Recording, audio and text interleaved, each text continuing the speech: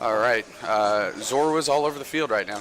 So Kyle Madison takes turn one here. We see two Zoros on the bench, Trebush, and just an N. So no, not your typical start of getting turn one Bridget, but he still has plenty of Pokemon out, and even with the N, I think it's still a solid start for him. He's got to be a little bit underwhelmed though. Playing 3 Bridget, really trying to prioritize getting that turn one.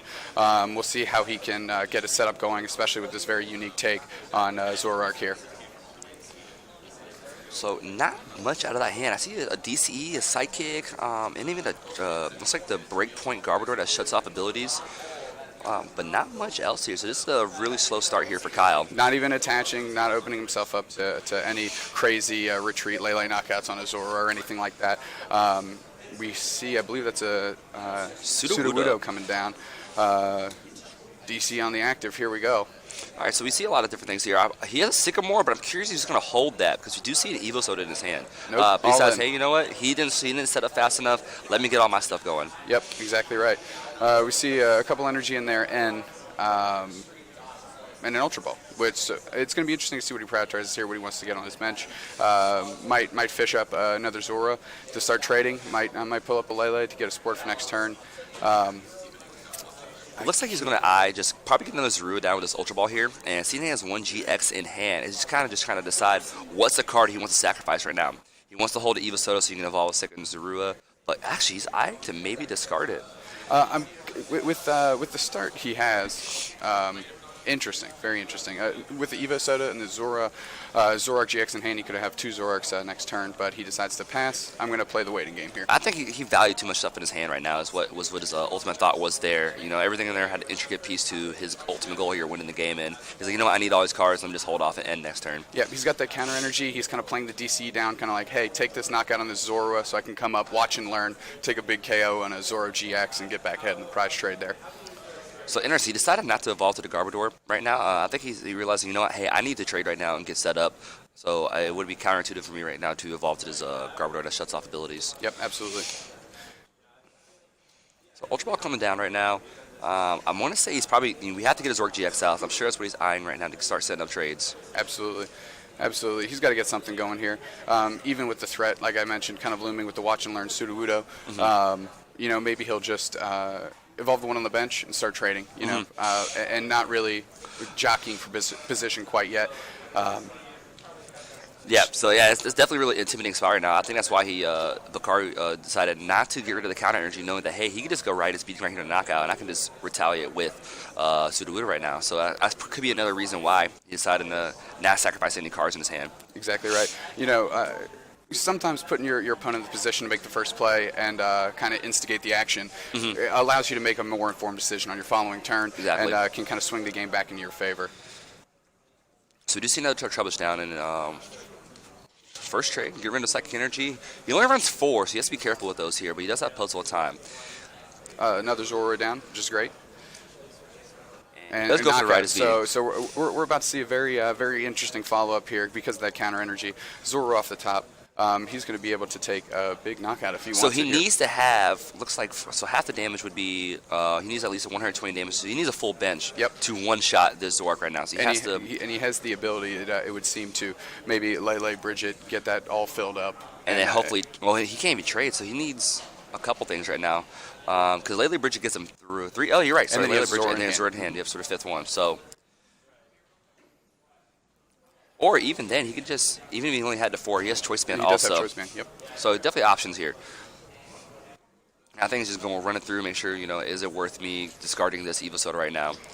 But we do see the Lele and we do see the Bridget, so this knockout is inevitably going to happen. I'm curious what cards he's going to grab here. This matchup is really interesting. So I'm sure he's just going to kind of favor just getting a bunch of Zorks out. He has the Watch and Learn Sudowoodo now. Yep. Still has his Retro Stretcher Index. Still has Puzzle. So he's kind of probably just going to just sit in the driver's seat with Zorks and just kind of attack away with Riotous Beating. And then when he actually hits back, he can just hit with the Watch and Learn Sudowoodo. So he's kind of putting Kyle in an interesting spot with the Trubbish that can turn off abilities, but Kyle not being incredibly set up right now. Mm-hmm. He doesn't really have a lot of motivation to turn off this ability right now because he still needs his trades. So he's able to kind of safely set up a couple more Zorus and take advantage of the early game trades that he'll have available to him because Kyle can't quite turn him down yet. I'm curious at what point do you evolve to the Garbotoxin Gardevoir right there to slow down Bokhari. So I'm really curious at what point do you do that? It doesn't seem like he's really got the setup he needs right now. So I don't see him turning him off next turn unless he kind of gets it all. Yeah, watch and learn here, big knockout, which we talked about, and he's back up ahead of the prize trade. So let's see what Kyle can do in response. Puts up the Troublous Floatstone, giving himself some options for the treat. One thing we got to keep in mind also is on Bokhari's item count, because he does play the Trash Lane's Garbodor. So, it's kind of like a pressure situation where you got to kind of keep track of what you're discarding and everything there. While Zoroark does resist Psychic, those items pile up if you get a little carried away with your trade. Absolutely do. And an N. So we'll see what he can get off this. He's got a DC down on Zoroark GX, and I don't believe he's used his trade for the turn yet. So Kyle does have 2 Enhanced Hammer in his list, so we could see that going down on the counter energy, and no special charge on Zachary's side. So Zach's side, sorry. So he's focused on just his energy recoveries strictly through his puzzle times. Yeah, those Enhanced Hammers I feel are going to play a big deal down the line, especially because he plays 7 energy. They're all special. So one big thing I noticed from this weekend so far is that all those Zoroark base decks have opted to add the Evosoda to their list now, and I think it's slowly started to get added into lists after Memphis. Memphis played like 1, if any, and now decks are out to play like 2 or 3 just to kind of. It's easy to get Zoroarks out now. Just play the Evosoda. Exactly right. When you're playing Evosoda in decks that don't have the trade ability, Evosoda kind of has diminishing returns in the late game. Fortunately, when you have Evosodas, when you draw them late and you don't need them, trade them away. Exactly. Get yourself some fresh too. So as we see a quick trade there. Still trying to get his board established the way he wants. Interesting to see what he gets here, because he's gonna come up, take a knockout on the Sudowoodo, and he really wants to set himself up as a supporter that can maximize its impact in his following turn. Yeah. So we see like I said, Lele come down and Guzma. Okay, so. Has he played a support already for turn? Yep, he did end this turn. So he's kind of setting up for next turn and getting ready to, probably to set up. He knows he's going to knock out the Sudowoodo. He's probably going to eyes Zero on bench, just kind of slowly take out Zachary's field, one piece at a time. It's going to be interesting to see if Zachary can recover that Watch and Learn Sudowoodo and retaliate back. Use that back to retaliate back. Exactly right. So I wonder if that's the case. I wonder if he needs to evolve the Garbodor now, knowing that he has no Zoroark set up. So you put the Garbodor out now and take out the one threat to your Zoroark, you're kind of just, in the driver's seat, just hanging out there now. And this is exactly what we were talking about. How can I figure out my position in the game? How can I use my ability to lock down abilities to stop my opponent from coming back? Did he take 2 prizes? No, he took that first knockout on the Zoru that had the DC that allowed that counter energy to be live and take that Watch and Learn knockout. So there's no Garbodor down, so we will see abilities still on Zach's side. And with the Zoroark coming down, I think he's kind of eyeing his options. I wonder if he wants to see if there is a way for him to pull off getting Sudowoodo out of his discard with the counter energy. It's going to be interesting to see. I feel like if Kyle had the ability to Garbotoxin his last turn, he definitely would have, because 3 Zoras with no trade available and no Zoroark GX on the bench would have put him miles ahead. Interested to see what Zach goes for here to help him crawl back into this game. So we do see him eyeing a Guzma play here. I wonder if he's going to go right after the Trebuch with the Floatstone on it. Seeing that it's kind of one of his immediate threats right now to slow down his board completely. So he does grab the Guzma. I did not see if he had a DCE or not in his hand. I believe he does. I believe he has a knockout on either of those Trebuch if he wants it this turn, and it's kind of interesting I can't prioritize putting damage on an attacker. I might have to start taking out what can lock me out of the game, which is Garbotoxin. That Garbotoxin Garbodor. So we do see the first trade, and actually the first and only trade right now, unless he draws another Zoroark GX. And now he has 2 DCs, plus Guzma. So I'm really curious if he's going to go after a Trebuch here, or he's going to pressure the other Zoroark. It seems like the decision is on the cusp, and we're about to find out what he pulls up. Personally, I like going after that Trebuch right now. Because if that Trebuch gets online, you only have 1 Zoroark GX, you are effectively out of the game. He's pulling the one without the flow, so does he have a Field Blower in hand? Interesting. So I wonder if he put that one there. Maybe he has a high item count in his deck, and knowing that Trebuch didn't have an item on it yet, he could add a Choice Band and Psychic Energy involved to the Trash's Garbodor and maybe do some significant damage. But very interesting, he didn't take out the one with the Flowstone. Something is motoring through Zach's mind to that made him make that play. And I think you're right. I think it's the ability to put on a choice band.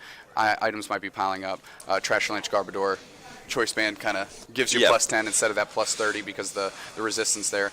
And he kind of prices him into like, do you want this to be a Garbotoxin or do you want this to be a Trash Lynch Garbodor? That's also very true. So maybe he's kind of just, getting in his head that, hey, you're going to have to put this Garbodor down and slow yourself down also at this point.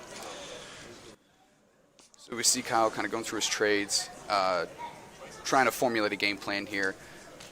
Maybe the same decision we were just talking about Kyle has in his mind right now. Which Garbodor do I need to be getting on the field? Which is going to give me the best opportunity here? Do I think I'm ahead enough where locking out all the trades is the way to go? And I like, and it's kind of like what we said like a couple previous turns before, is how he's probably going to slowly start chipping away at these Zaruas. If he can get a Garbotoxin down, I think that's honestly the optimal play. He has 2 Zork GXs. He has the energy out already. And there's targets that can get hit in one shot. So we are at an even 3-3 prize count is what it looks like. I believe so. And going into Bokhari or Zach's turn, I'm sure what he's going to do here. He could Coco spread, which might not be a bad play because right now Kyle does not have enough bench to knock out Tapu Koko. Correct. Might be banned DCE on Tapu Koko, start spreading while getting that that 50 damage on that Zoroark GX, softening it up maybe for a following Zoroark GX knockout or another spread, like you said. If he can't get it off the board, he's in good shape. The numbers here: if he goes Choice Band DCE onto Zoroark GX, he does 50 to active, like you said. It brings it down to 160. So the following turn, Zoroark GX can hit with 150, but Kukui could do the extra damage he needs to knock out the active Zoroark GX. As well as you mentioned, if he can't take that knockout on the Tapu Koko, which he end that away, and we see that go onto the Zoroark GX. So maybe that spread plan not optimal here, going for the N, and let's see what we can do.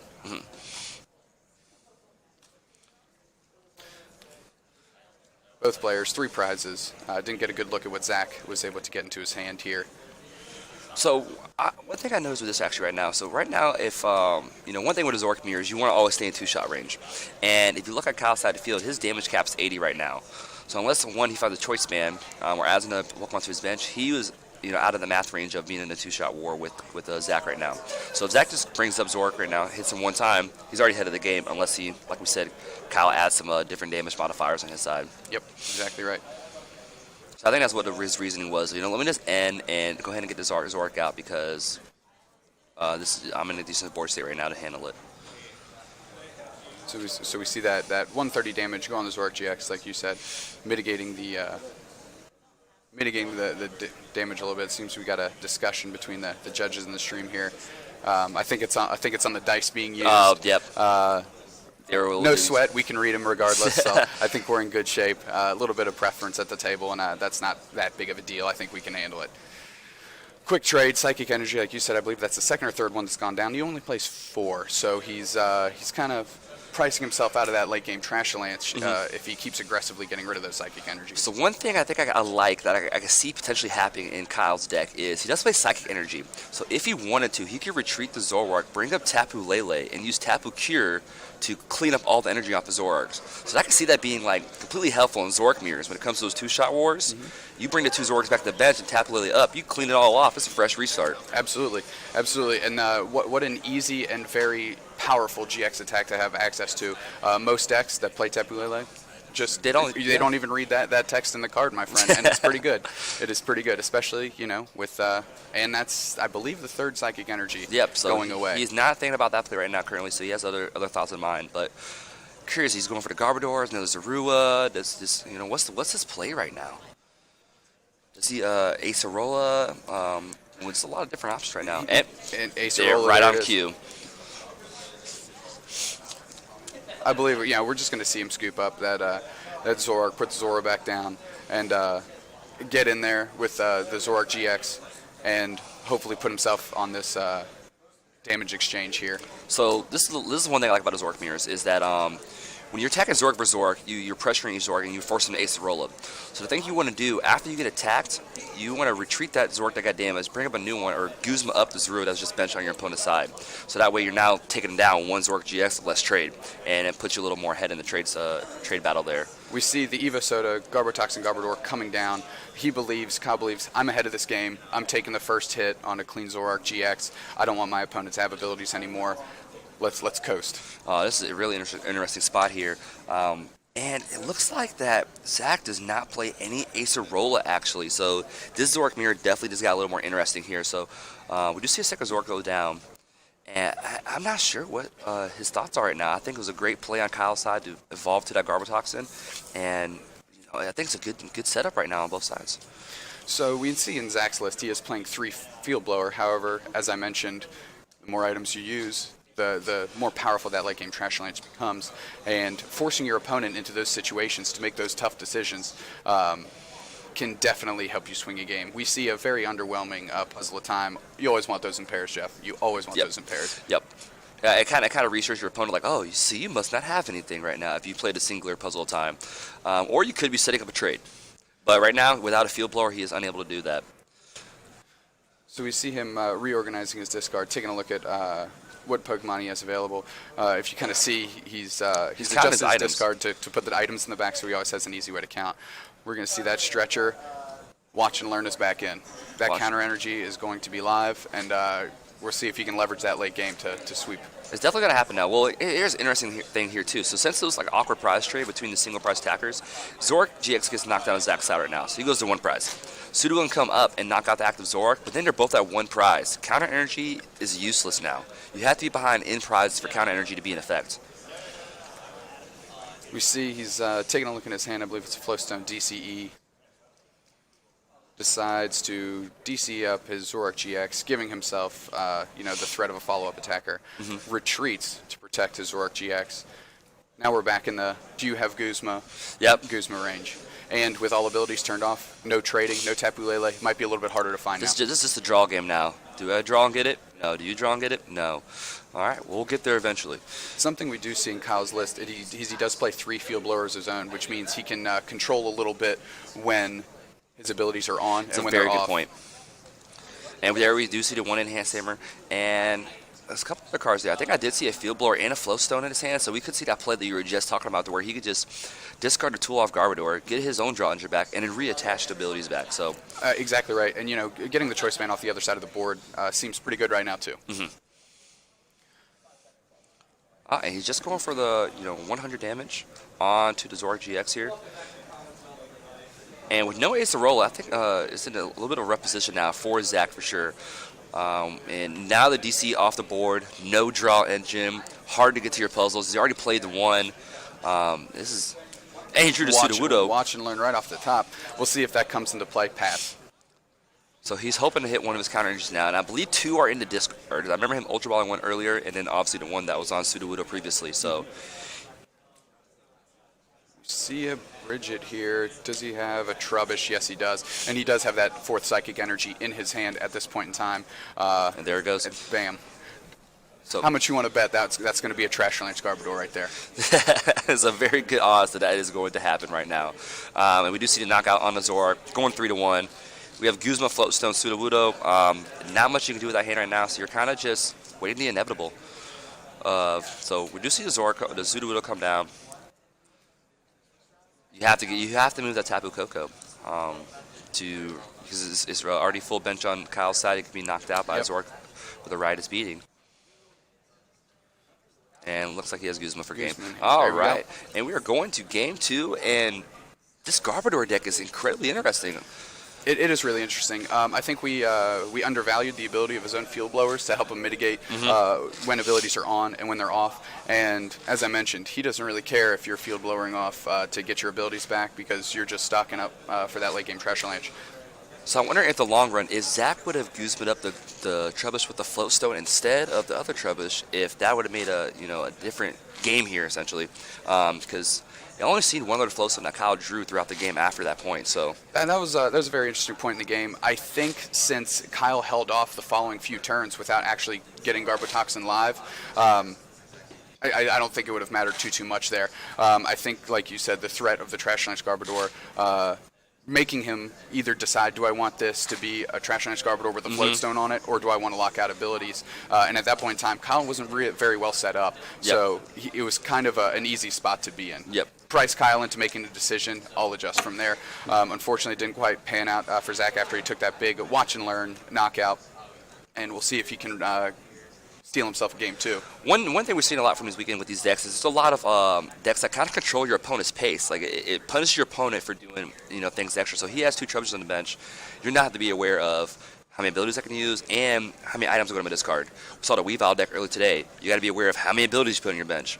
Like your Rock GX, how many Pokemon you put on your bench. There's so many controlling cards in the format right now. It makes you have to be very aware as a player. Exactly right. And sometimes just the threat of what is possible can alter the course of the game. Exactly. And your decision making throughout that game. So we see Zach will be going first here, and the natural Bridget feels good. Natural Bridget always feels good. What the grab right here? I mean, I'm assuming it's going to go probably double Zorua and the Coco, and kind of hold that Sudowoodo back for a little bit. I don't think you need to bench it immediately. Absolutely no reason to get it out right now. He is going first. He is going to be applying the early game pressure, theoretically setting up more Zoroark GXs first, maybe taking that first knockout. When you're ahead in prizes, as you mentioned, that counter energy doesn't do much. So we see he's going through, kind of taking inventory of his prizes there, Tapu Koko, 2 Zorua, as we mentioned. He's really just setting himself up to start firing through those trades, thin his deck out, and get to those cards that really matter in this matchup. Exactly. So yeah, I mean, a lot of players when they play these Zork decks, they favor the Zork GX because that ability trade is just so incredible. Just being able to discard what you don't need, get to the stuff you want, and it's an immediate ability you can use. It's incredibly good. A lot of people, natural Bridget both sides. I see your Bridget, and I raise you my own. As you mentioned before with the trade, the great thing about it is it allows you to play things like Giratina promo without sacrificing a lot of consistency in your deck. Because when you're playing Zoroark GX, as long as you're not starting that Giratina promo, you trade it away. It's the easiest decision you can make in a matchup. And that's like one of the merits of the deck that Zach's piloting today, where he plays like 4 to 5 different counters of decks. But if you're not playing the counter for that matchup, trade.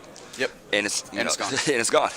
It allows you to justify things like the 3-4 Bridget counts, the very high Bridget counts that help you get that early game consistency. Late game, trade. Get you 2 more. So we see a setup kind of mirroring Zach's 2 Trubbish, again, to give himself the option to ability lock, 2 Zorua, so he can start trading. Pass back over to Zach. We'll see what he can do on his second turn of the game here. One thing I want to point out here is that Zach opted to play the Breakthrough Zorua over the Shining Legend one. So the Breakthrough one with the Dark Energy can use Moonless Madness to confuse your opponent. So maybe there's some times where if he's behind on prizes, you can put a counter energy on it to confuse your opponent over just the traditional Ram that Kyle is piloting. We see a Tapu Lele here. To your point, Espeon GX, its first attack confuses, and sometimes just attacking and knowing that you're going to have to coin flip for that damage changes up the pace of play. And in a game like this, where so many decisions are made, sometimes being able to capitalize on just 1 or 2 is what can swing the game back in your direction. So we do see him eyeing a second Zork to come out, but he's played Tapu Lele. He's looking for a supporter. I'm curious if he's playing that Mallow and going to trade into another Zork GX and maybe a DCE if he does not already have it in hand. Yep. And looks like that's the play we're going to be seeing right now. Mallow's is a strong card that complements Zork GX trade ability, where you can put any 2 cards from your deck on top of your deck, then just use that ability trade to draw them right into your hand immediately. Absolutely, it's a very low price of admission to play Mallow. Again, when it's not good, trade. It's as easy as that. It's so amazing how these Zork decks can just play all these different unique techs just to kind of make their deck as consistent and as possible throughout the different decks in the meta. So we see that trade, and he got that DC as Zork GX, as you mentioned, keeping his consistency going, and going to be able to take a knockout on a Trubbish here is I think what he's eyeing up. And sometimes it's not even bad for Zach right now to be able to take a single prize knockout, because you're always going to be in an awkward number now for your counter energies. So if your GX gets knocked out, you're now behind one, and so on and so forth, because you did that first single prize knockout. Historically, people often talk about the 7 prize game, and the counter energy. If you're priced into doing the 7 prize game, counter energy is a heck of a way to do it. Yep. Heck of a way to do it. So we do see the knockout on the Trubbish. Kyle does promote Zorua here, and I believe he's got Evosoda in his hand, but we're going to start the Zork battle off. You need a little more bench to kind of get that extra damage onto the opposing Zork GX. He's got a full grip, though. A lot of options here, I'm sure. He's kind of hiding his cards from us, keeping them off screen, so can't get a very good look. It looks like Ultra Ball. It might have been a Trash Garbodor. Yeah, along with another Ultra Ball. I believe he has the Evosoda, as you mentioned, in hand to maybe get that other Zork GX up, really start trading, see if he can really start pressing an advantage as the first attack on the GX Pokemon. Now, I really like how this deck runs to where you kind of control the pace of abilities with the Garbodor being there, and which, speaking of which, he just benched now. So, evolved just now. And at any time you're gonna say, hey, I feel comfortable with where I'm at. Let's just lock everything down. Let's shut the game down. Yeah, shut it down. Garbotoxin, such a strong ability to remove every other ability from the field. We've seen it a lot in the Pokemon trading card game, and with so many ability-reliant decks, it certainly proves its mettle. We do see Big Sycamore. Big Sycamore here. We do see a Flowstone behind that Psychic Energy, but I still don't think there's enough set up on Kyle's side to warrant applying that Garbotoxin ability. I agree. Trade 1, trade 2. He's really looking for basics now. He just wants to load up that bench. Obviously, he's Sycamore and he doesn't have a Bridget available to him. Really wants to get a little bit more than 60 damage on that opposing Zoroark GX. One thing I would like to see here, Kyle does tech in a Necrozma GX, and that could really, change this two-shot war for the Zoroark. So even if he's only hitting for 60 now, if he gets choice maybe 90, he could still hit Necrozma later on and take out multiple prizes. Yep. So reduce the second trade. I don't think he drew another basic. I don't think he did. I think a whole lot of energy and not much else. If he has a field blower here, I would be willing to shut down abilities, try and stem the bleeding a little bit, and give yourself the chance next turn to leverage your trades and come through. But unfortunately, 60 damage goes on that Zoroark GX, and we'll see how Zach can push the pace of this game. I think he smells some blood in the water and really wants to put the pressure on. Definitely sees an opening here, and he wants to take full advantage of it. I don't know if he's eyeing to trade the Kukui, and he's eyeing to trade the Kukui. Not much value when you're two-shotting to plus 20. On an opposing Zoroark GX. Yep. Not a lot of value there. Trade it away, get yourself 2 cards, and really try and leverage this advantage. He's got a full grip of cards. Trade 2. So we do see a puzzle time coming off that trade, and I think it's like that enhanced hammer in his hand he's about to use. Sorry. All right, so we are going to see a knockout on this Garbodor, and it's going to put Zach to 4 prizes now, and an even trade, and the enhanced hammer on a double colorless energy. So huge turn right now for Zach, taking complete momentum of this game. This is one of those times where a lot of players say, okay, what are my chances of winning? Do I need to scoop it up to go to game 3? We've got 22 minutes on the clock. Pace of play has been good, but this match is one that certainly can go a long time. Exactly. And like I said, there's blood in the water here. Zach kind of has it all. Kyle has no way to stem the bleeding, as I said before, locking down those abilities. If he doesn't have a stellar turn here, he might want to consider packing him up, giving himself the best chance he can in Game 3 being on the play. And I think, going through your point, I believe Kyle is, I think he's still, players at this level right now, when they get day 2, they know the levels of their deck, they know the ins and outs of their decks, or what they need to do to get to X win, or consider for whether it's Game 1, Game 2, Game 3, whatever it is. And I think he still sees an opening potentially, and if you can get some kind of setup here going back to your point, maybe we can see a comeback here. But that end, I did not see much going on, and with 21 minutes left, you got to know at what point do you, hey, we got to get to Game 3, I got to get a chance to finalize this game. We need wins in day 2, we don't need ties. Exactly right. It's a rat race to the top 8.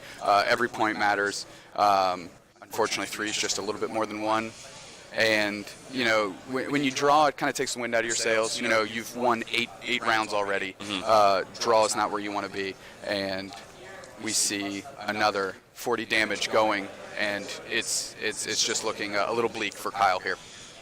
So now we still have access abilities now. There's no Garbotoxin in effect right now, and we could see a third Zoroark GX come out. We do see an Evosoda there. He's got that free bench space for the Sudowoodo if he wants it late game. I would go ahead, if he has access to that Zoroark GX, I'd go ahead, bring it in, start trading. Like I said, press that advantage, because if we had a little advantage bar, it would be wildly onto Zach's side right now. Definitely. So he's kind of skating through, seeing the last little pieces of his deck right now. Does he have everything? Puzzles, times, DCEs, different counts like that to keep his pace of game right now, keep the tempo alive on his side. Exactly right. There's, with 2 Pokemon in play on the opposite side of the field, I'm comfortable here even attaching my DC to the active Zoroark GX, even though it has 100 damage, because what Kyle will need to take that knockout is quite a bit, and he hasn't shown that he's doing much. Actually, right now, I do not see any double. Oh, yeah, it looks at the end over there. I think that is a double colorless energy at the end of his hand right there. So I think he's just kind of trading, thinning his hand out, trying to thin his deck out so he can end this game sooner than later. Like I said, it's all about pressing that advantage. I'm kind of thinking if he does not have that double color, okay, he does have it. I believe I did see that correctly. It was at the far end of his hand. If he didn't have the double colorless, that might give false hope to Kyle here. But he is so far behind. I'd be priced into scooping him up. It just looks pretty bleak. I think we need to see Zach actually maybe even maybe think his decisions out a little bit faster here, because while he does have control of the game, he wouldn't need this. We still need to finish game 3. So even if he wins games 2, we'll probably be down to like 15 minutes left just for game 3. And a real defensive game that Zork has, between the two-shot war, it could go the distance. Exactly right. They're really trying to jockey for position, and I can't stress it enough. Kyle has fallen behind here. It does take a while in these matchups to play 3 full games, and that's what you need on day 2 of these regionals is wins. As you mentioned, we see a trade here. I honestly, looking at Kyle's list, I'm not sure what he's digging for. I'm not sure what his outs are. He is 8-1-1, and I'm in the booth, which means he's been doing something right. So, got to give all the credit in the world and faith in his decision-making abilities. Maybe because he had Bridget here. He's actually going to start to an Ace Roller War, but it's not a really good spot to be in. Yeah, you're going to heal it off right now, but you're not doing much damage back. This is the 3rd Riotous beating on a Zorg GX, and it's still alive. Yeah. Exactly. I guess the other thing we can bring to light is, okay, this game's going long, pressuring it out. Maybe Kyle's thinking, I need to put this on Zach to close it out. I'm going to keep my pace of play up, but I'm going to give myself the longevity that I need. Maybe he's thinking, we can't finish a game 3 anyways, so what I'm going to do, maintain my correct pace of play, which is a very important thing in the game, but play that Acerola to deny a knockout. Yep. Make Zach go through all the paces to win this game. And again, let me stress again, it has nothing to do with slowing down your pace of play, but it has things to do like Tapu Lele for Acerola to clean up a Zoroark GX and making him earn those knockouts. But right now, we kind of just see Kyle trying to stem the bleeding here. And Zach needs to put the pressure on. I think Zach senses that he's got just a little bit of time to close this bad boy out. And we do see the second puzzle now. We could see a flow stone retreat and then back into another Zork for 100 damage right there. He does have choice span if he wants to opt to. Oh my goodness. We have not seen that today, to where you have all 4 puzzles in hand. Here we go.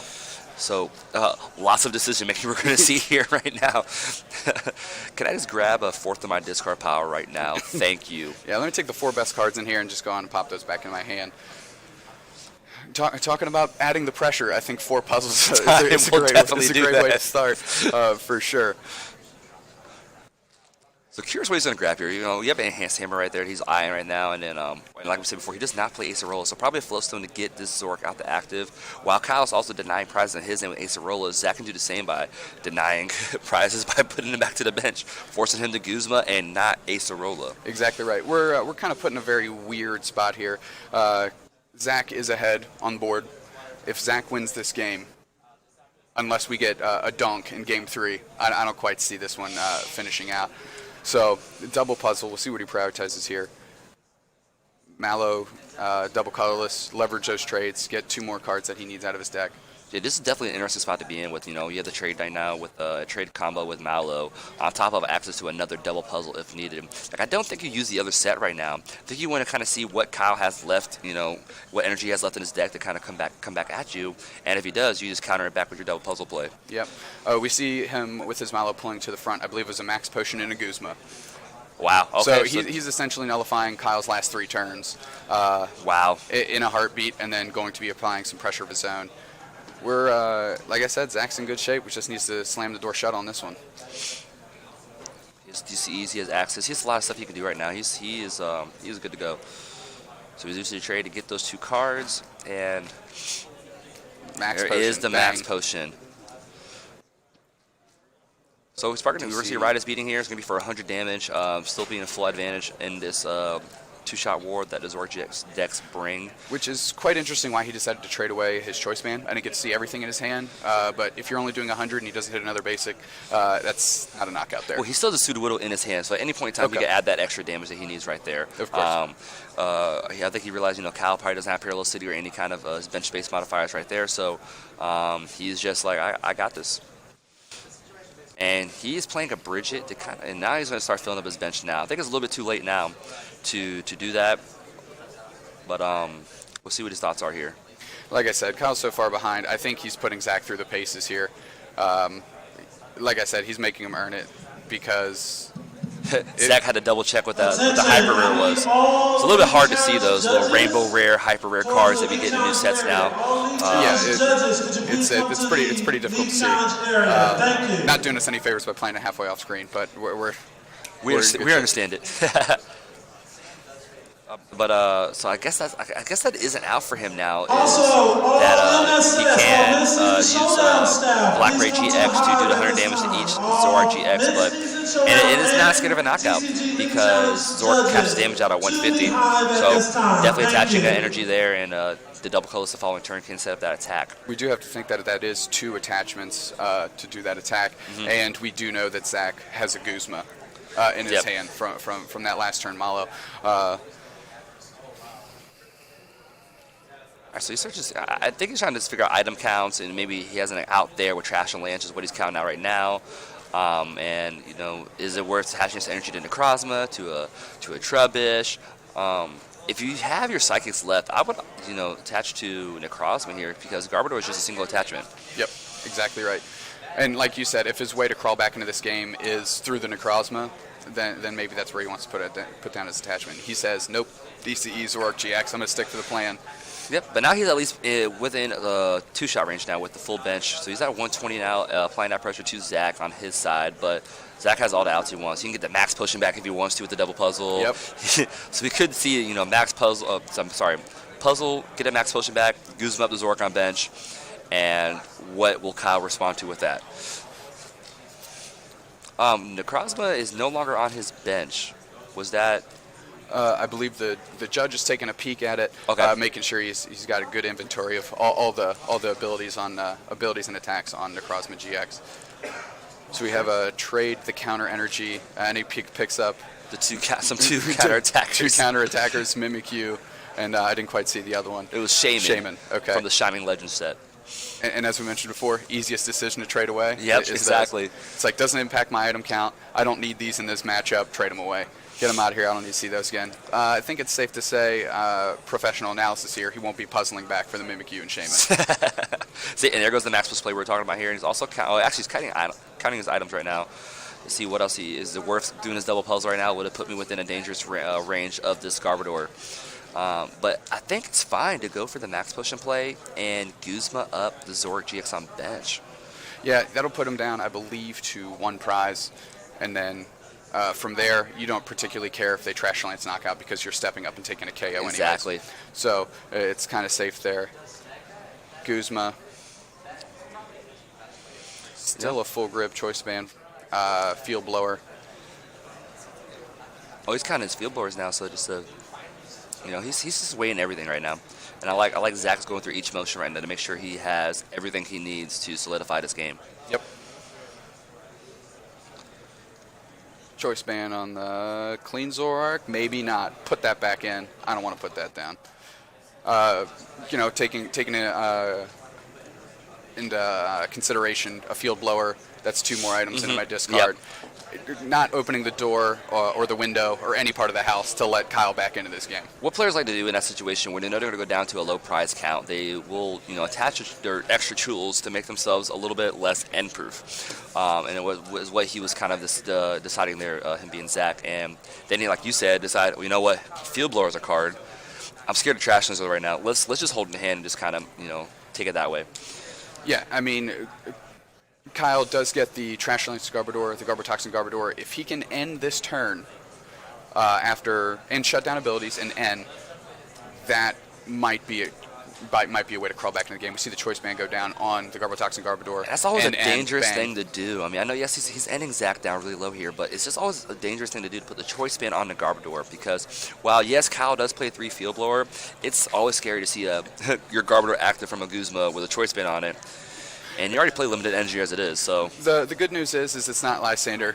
Guzma of your own and Kyle is playing 4. So if it does get stuck up there, he does have quite a few outs. Plus, I still believe we only saw 2 field blowers in his discard. He still has access to 1 more. Again, leveraging that ability control that we were talking about at the start of this matchup. So we're still in Kyle's turn here, and I think he's opting just to go for Riotous Beating here for the 120 damage, and let's move on to the next move. Yep. Next play. And there's a Field Blower in Zach's hand to go ahead and get his trade abilities back. Yep. So Field Blower. Now we see the importance of holding on to that choice band. It's an easy discard now. Due to the Coco go away, you see choice band go away with the trade. I think he kind of wants to hold. The counter energy is kind of pointless now. Yep. You're down to two prizes. He's so far ahead. He's miles ahead. Get rid of those counter energies. Trade that away. Yeah, there's no reason to use those now. But the scary thing is here too is that we're going back to that he does not play Ace Arola. So there's now 240 damage on board, but split between the two Zorg GXs that a Necrozma GX can take 4 prizes on next turn. Yep. And we did see last turn the Psychic Energy go down on Necrozma GX, and all credit to Kyle. Saw a line, stuck with it, and got a little bit of reprieve. And he's putting himself in a position to kick this door wide open. Going back to what you're saying is, he did not, fold. He did not, get a little bit scared. He get intimidated. He knew his couple outs and what he can do, and we're seeing that now potentially. So. Yep, we see an N here. He did shut off the abilities, so hopefully Kyle kind of misses turning off his abilities, and Zach gets what he needs to close out this game.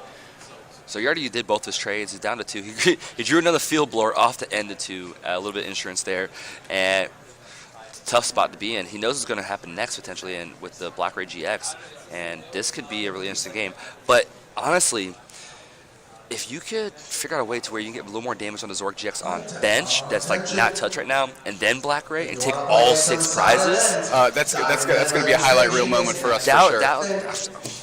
I don't know how to react to that, but that'd be an incredible play. We do see a DCE come down on Necrozma GX. Is there going to be a Guzma here on? I believe Sudowoodo Watchling has 2 retreat, right? That might be a good thing to Guzma up. Yeah. Bang, try to get it stuck in the active. Yep. And then leverage your Zoroarks and all that. Because now you're just 2 Guzmas out now. So if you Guzma to Sudowoodo, spread that 100 damage to each of the GXs, that including Lele. So even if your bench gets limited, you can still knock out with Riotous Beating on Lele or the other Zorg GX that you put the 100 damage on. I actually said Guzma, but I believe he already ended this turn. He does. Kyle has not ended yet. Oh, okay. Kyle's still at the start of his turn. He just touched DCE, and he still has not went through his motions yet. That's correct. Zach end after doing his 3 trades. Got the 2 cards, which was the Cabalion and the Field Blower, which might prove important here. I like this play right now from Kyle. He's getting the stuff he needs right now, just in case something does get knocked out, and the Lele being for the Guzma play or just another extra bench damage for Zorg GX later. And he is bringing that Zorg up. I like this play a lot right here. Reason being is it keeps Zorg active, has 100 damage on him, and he gets retreat and bring up Riotous Beating after an extra knockout without using Guzma. Yep, like I mentioned, that's why I'm in the booth, and Kyle's at 8-1-1 at the largest region. 4 prize turnaround. That is for Kyle. Incredible. He looked at Zach's board, bang, knockout, bang, knockout. Feed me more. This is incredible right now. What a comeback right now for Kyle. This game could end in game 2 now after the incredible tempo that Zach controlled this game. Yep, he like we talked about, he just wasn't able to apply enough pressure to close out this game. He needs double puzzle, and honestly, he needs to make sure that there's a lot of things here. He has 2 knockout. He has 2 recognition right now. Oh my! What? Oh my! Hey, Cabalion gone. Double puzzle. Let's do this. Off the tray with the Field Blower in his hand, gets the Guzma DCE for game. That was the most ridiculous subset of turns. We saw the Black Ray GX 4 prize swing, set himself up for a win next turn. Zach goes, double puzzle. No sweat, kid. I got you. Trade. 2 puzzle. Done. Game Going over. back to your I raise your Black Ray GX double puzzle time. Look at this. Look at this. So we making me look like a little bit of savant here. We are going to a game 3. We are going to. I lost faith in my previous assumptions of what was going to happen. Kyle coming back, big Black Ray GX, and I thought it was over. Those turns were absolutely incredible. What a top deck on Zachary's side to get the Field Blower and the double puzzle off the singular trade that he had. Kyle put everything out there to make himself, have victory in hand, and double puzzle. Double puzzle. Zach looked Kyle in the eye and said, "I don't need 3 trades.